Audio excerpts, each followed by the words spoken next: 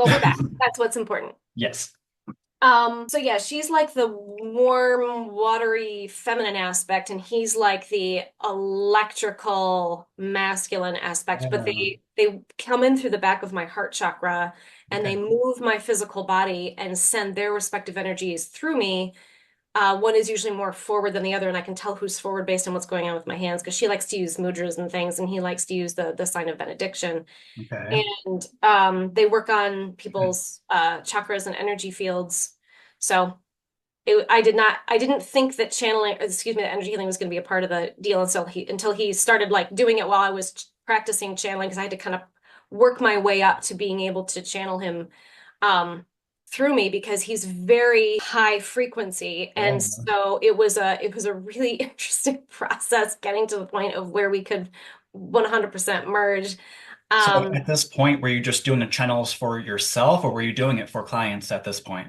No, at this point I was still practicing having him speak through me, and it was always like I had to build up a lot of energy in order for that to happen, for him to speak out of my mouth. And Yeah. so now they speak more in my mind where they'll like either it's much more how shall I say intuitive instead of external where they'll Yeah. deliver the Yeah. information and then I just say it because it just requires a lot of energy for him to speak through Hmm. me. Yeah. But when it comes to the energy healing, though, it how should I say this? I have to use my breath and really be very conscious of my breath in order to channel that energy. But it's how should I say this? That is actually energizing. Whereas when he's speaking through me, it requires a lot more energy, and I don't know why that is, but Yeah. Probably just our human bodies can only handle so much. I get, and Yeah. he would always scrunch because he's so big Massive. Yeah. that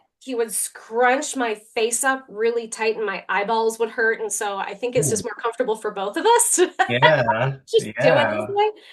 So yeah. So like, how do you use that and integrate that into your current healing? Yeah. So when it comes to the intuitive guide, so what started happening, and this was before the channeling and all that was, it started out where um I was at the grocery store, and this is a true story.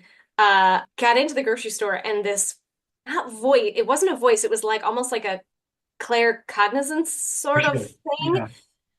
And it was this, if for any of you, and I know you'll be able to recognize this feeling of this, like you feel pushed or compelled to go somewhere or say something or do Yep. something, right? Oh yeah. And there's that feeling of if you don't do it, it's like, ugh. Yeah.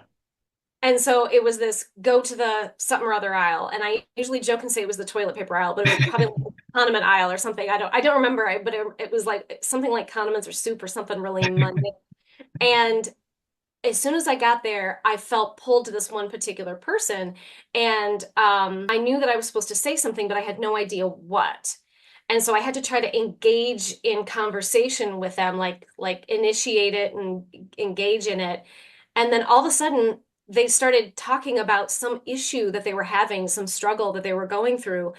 And then all of a sudden, it was like this, I hate to use this overused word, but it is relatively accurate, this download of Oh all yeah. the things that I need to Yeah. say. And Yep. I would say it, and I could tell that it would shift, it would create a shift in them.